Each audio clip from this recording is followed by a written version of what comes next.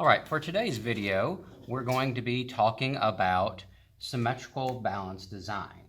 And along with this, we're going to talk about a few other key concepts that are going to go along with this sketchbook assignment that you also need to know. And these are one, that this is going to be a non-representational design. We'll talk about that in a moment. And also that it's going to be entirely driven by contrast as a principle because of this non-representational element.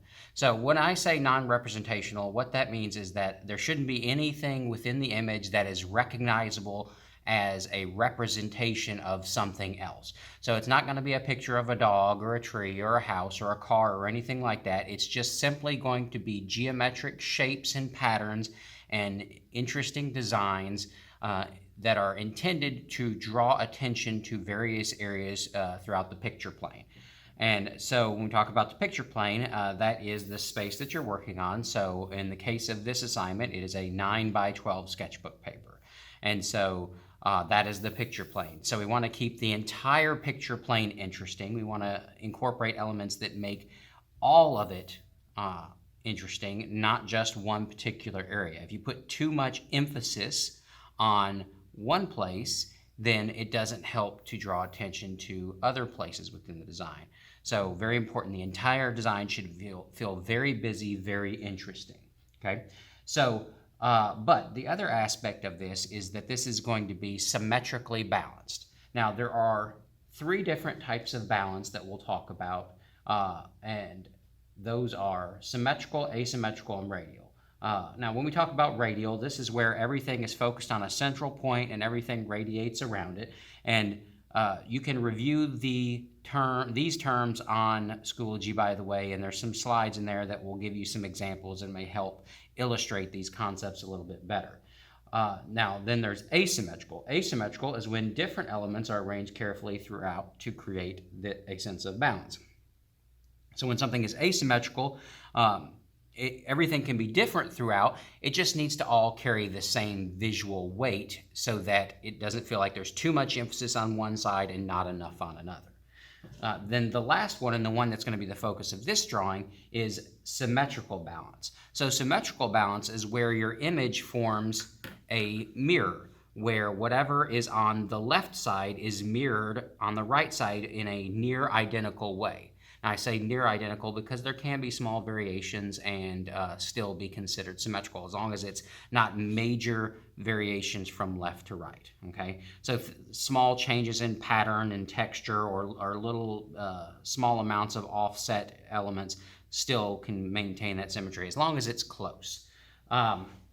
So that is going to be the focus of this design. And in order to be successful with symmetrical balance, it needs to be carefully drawn. Everything should be measured. So you can see that I have the only two things that I really need to be successful with this right now, at least until we get to the latter parts of the drawing, and that is a pencil and a ruler. So the ruler is critical if you want to have a properly symmetrical design. Now, I'm going to do my example in landscape orientation, but there's nothing to say you couldn't do this in portrait. You just have to change the measurements a little bit when you do this process. But like I said, I'm going to keep it like this. So what you're going to do, first of all, before you get started, is you need to define a center line down the middle of your drawing because this is going to help you to maintain symmetry throughout. It may not necessarily be a permanent part of your drawing, so make sure when you draw this that you draw lightly so that it can be erased. It's just going to be a guideline while you're working to give you an additional point to measure off of, so that you have a proper center line, because like I said, your design should be divided down the center with different elements on both sides that are equal in position and such. So this is a 12-inch piece of paper, so all I'm going to have to do is somewhere near the top, I'm going to line up my ruler straight across and then just put a very light mark at 6, because you know the midway point between 0 and 12 is going to be 6. So I'm going to put a mark there, and then I'm going to come down here and I'm going to do the same thing at the bottom of the paper. So this is going to be important because it is going to give me 2 points of reference to line up to. If I only put one mark, there's no guarantee, even if it looks straight to me, that it's really going to be truly straight. And this can throw off all kinds of measurement if this line isn't perfectly straight up and down vertical, aligned with the sides of your paper. So measuring and putting a mark here and here will help me to do that, okay? So now that I've got a mark here and a mark here, I'm going to line my ruler up to those 2 marks, hold the ruler firmly in place, and then carefully draw a line all the way along that edge. Okay, so this is my center line. So now this is going to set the tone for the rest of the drawing. Basically, whatever I put over here, I'm going to repeat it over here, but in reverse. So you notice my hand like this. Well, if I were to create a shape like my hand on this side, then when I recreate it over here, it will be flipped over. So sort of like opening up a book. So it wouldn't be like this, where both images are facing the same orientation, okay? So from here, you can do any number of things that you choose. There's no limit to the types of designs that you put in here, provided you're not trying to, again, make something representational. So the easiest thing is to use the corners and the sides as points of measurement. If you just start drawing in the middle, it's very difficult to get it to line up to anything. And so if I were to just sketch in a couple of circles up here, it'd be very difficult to get them exactly lined up without doing some pre-measuring. So I'm going to start this out easy, and I'm going to do that by starting at the edge of my paper here and just measuring down about 1 inch, okay, from the top edge. All right, and then I'm going to do the same thing over on this other side, get my ruler very close to the edge, and just make a little mark right at 1. Okay, so both of these marks are 1 inch down from the top corner. Okay, now what I want them to do is I want these lines to sort of meet in the middle somewhere, and because they're going to meet in the same spot, I don't necessarily have to measure, but it might help just for future measurements, just to have some kind of measurement in mind. So I'm going to come up 4 inches from the bottom edge and put a mark right there. And then I'm going to draw a line.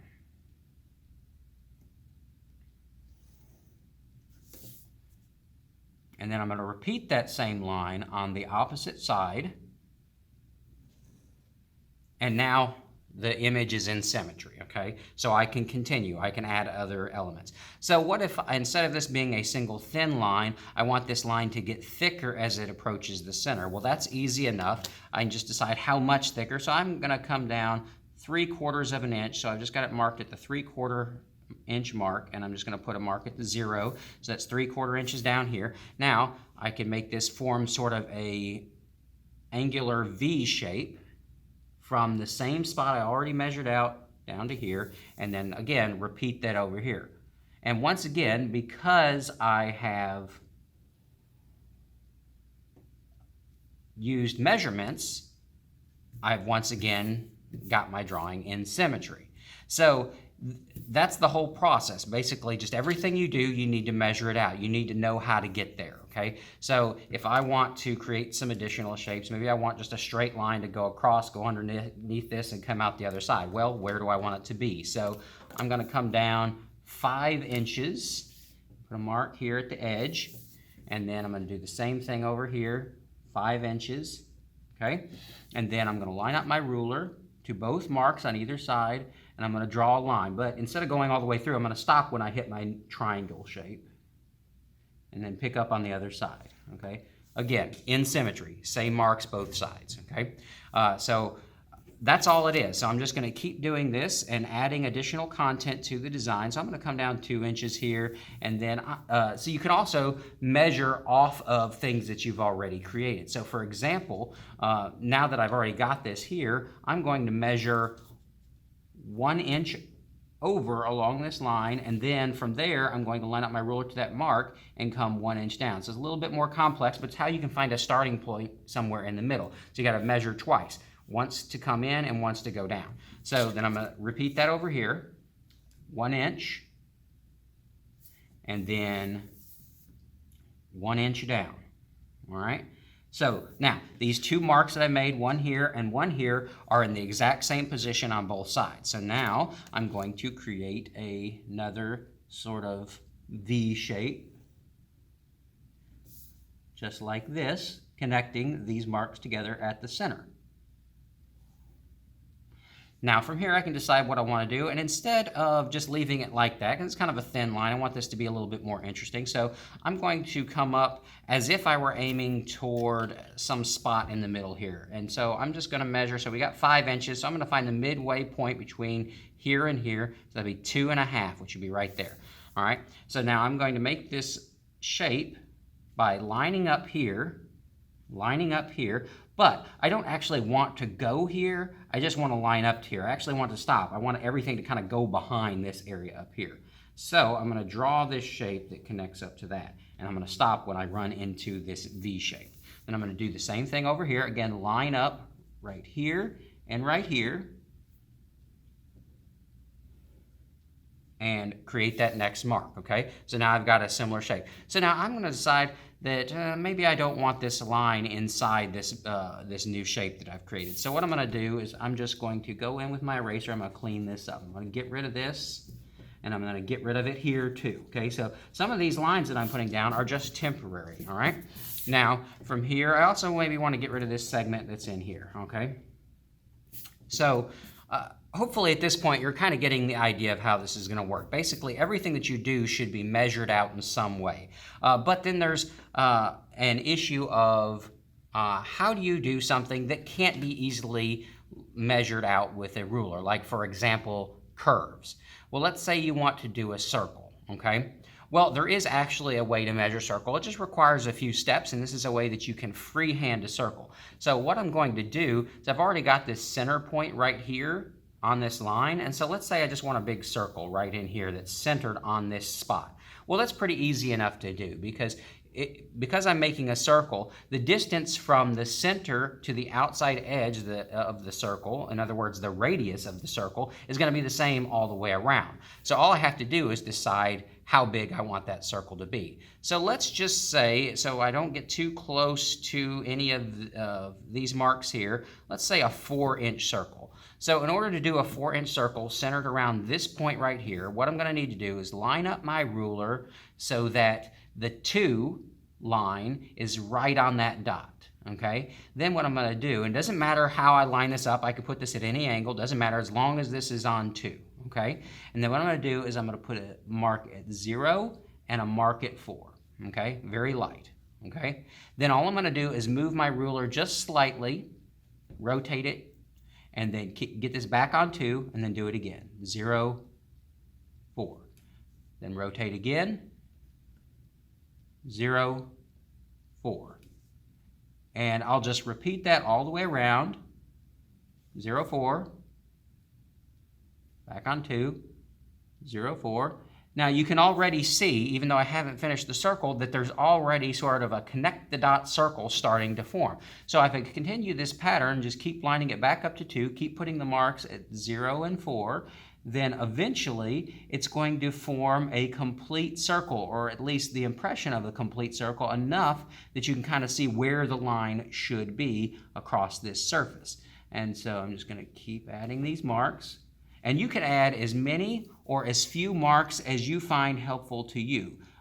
So you may be able to get a pretty good circle with less marks that I'm putting, or maybe it's helpful to you to have even more marks to ensure that you get it as nice and perfect as you can.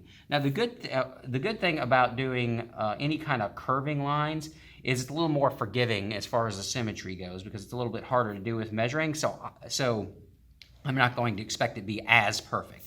But the idea now that I've got these dots going all the way around here is I can then connect these dots with rounded curving lines, trying to make sure that as I go around the circle, and you can see how I'm rotating, I'm keeping my hand in place and I'm rotating the paper. This will tend to make it a little bit easier to do if you're following the natural arc of your wrist. So if I try to come over here and do it like this, it's a little bit harder to do because I have to move my whole arm. Whereas here, all I have to do is just move my paper a little bit and follow the natural curve of my wrist to make my way around to connecting all of these dots.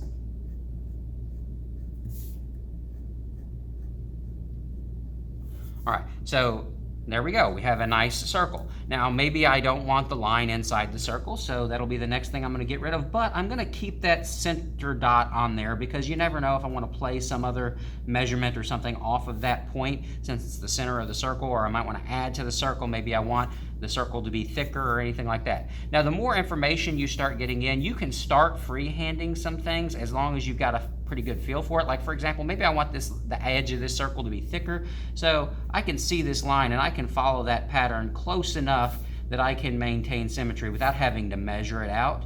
But if you don't feel comfortable doing that, feel free to use your ruler as often as necessary so that you feel confident with the design that you're making, okay? But again, I'm going to keep that mark in the middle there just because I might want to use it for something else later on in the design.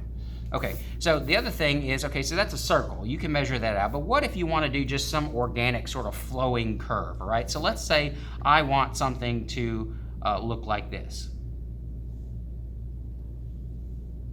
All right, now, right now, I don't have to worry too much about measuring because I'm just doing it on this one side. It doesn't matter what it looks like. What matters is that I can reproduce it over here. Okay, so I've got this sort of flowing curve, this thicker line here. So I got to figure out how to reproduce it over here, okay? So I can't just put up my ruler on there and recreate it exactly, but what I can do is I can make some measurements for some key areas. So for example, one thing that I can do is I can measure how far in along this line, and it looks like the first edge is an 1/8 of an inch in, and then the second one is a 1/4 inch in. So that's all I got to do here, 1/8 and a 1/4, just mark it right on that edge. Then where it ends over here, I can also measure. So if I line it up, it looks like this one is 4 3/4 to this one, and it looks like it's about 4 1/4 to the other one. Okay, so that's easy enough. I line this up on this edge here, 4 1/4, 4 3/4. All right, so now I know the starting points and the ending points of these two lines. Now the next thing is finding this. Well, this is a compound measurement, so I'm going to have to find the top point of this. So if I line it up and measure straight across, and the good thing, I can actually do this all at once. If I get my ruler nice and straight, and I'm sure that it's nice and straight, and you can see the edge of the paper to know that it's pretty well straight enough, so I can figure out how far over this is. So it is 5/8 right here. This is the 5/8 mark on my ruler. So I'm going to come over 5/8 over here, and same thing, just put a light mark there. So that tells me where the top of the peak of that line is. And I'm going to come down here, I'm going to do the same thing with the lower peak of that same line right here, and it's right at 1.5 inches, okay? So with that being right at 1.5 inches, and I can use even my ruler to make sure it's straight because I can see this line underneath here, and I can see that it lines up the same over here. So that tells me that my ruler is level. I don't know if you can see that in the video, but that's if you look through the ruler, you can use guidelines within the drawing to make it easier to line stuff up. And the good news is the more information you put into the drawing, the easier that process becomes, okay? So now over here, like I said, 1.5 inches over, so I'll come over 1.5 inches and it's right there. All right, so I'm not gonna worry about this line yet. I'm gonna focus on the top line because I've already got that measured out. So I'm gonna go up and I'm just gonna look at this while I draw, and I'm gonna try to match the details. Again, whenever you're doing something rolling organic like this, it doesn't have to be perfect, because it's difficult to measure, so you just want to get a good approximation and make sure you hit those key points, the high point and the low point. And if you can get that high point and that low point, it's going to look pretty close to the other side, okay? And then I'm going to do, once I've got that, then I can just visually see how thick the line should be in order to reproduce the other part of this line so that it matches pretty close to the finished drawing, okay? So there we go. Now, hopefully at this point you've got the idea and you can see how you can reproduce different elements using your rulers to measure as best as you can and just keep adding elements to this. Right now this is not a complete design because this is intended to be non-representational. This is just not interesting enough yet. A design that is non-representational has to be driven by the complexity of the design to make it interesting. So the more stuff you put in, the more interesting interesting it's going to be. And this is where the contrast element comes in. You want lots of variety, lots of different types of lines. You want curved lines. You want thin lines. You want lines that start out thin and get thicker. You want lines that are always thick. You want all kinds of different patterns and shapes and various things that will help you to get lots of variety in your work. And the more variety that you put, especially in a non-representational design like this, the more interesting it's going to be. It's going to help to develop that visual weight as well, because I've got a thick line here, so I'm going to balance this thick line here with thicker lines out here. So this pushes visual weight to different parts of the composition. All of that is going to make for a more interesting design, all right? So, like I said, this design is not complete, but I'm not going to complete it in this video. However, look at the examples. There is a finished example. There's also a full step-by-step process of a complete drawing going from the pencil sketch stage, which I've done here, to the final stage, which you're going to be doing with Sharpie markers, where you're going over the entire design, replacing all of these pencil marks that you want to keep with permanent Sharpie marks. And then you'll go in and add colored pencil to it. Well, I've got another video with a different drawing that will show that process. And so it's just a time lapse of the whole process, going through and figuring out how to color and adding different levels of thicker and thinner lines and lots of different colors and texture variety. That's going to increase that contrast even more. The more and more contrast, the better it's going to be, and that's your goal. You want lots of contrast, lots of variety, lots of interesting things to look at, a very busy design with lots of information. That's what's going to make a non-representational design like this interesting. If you don't put enough stuff in the design, it's going to be boring and it's not going to be successful as a result. So keep that in mind. And of course, if you have any questions or concerns about anything, just reach out to me on Schoology and I'll be happy to help you out. Thanks.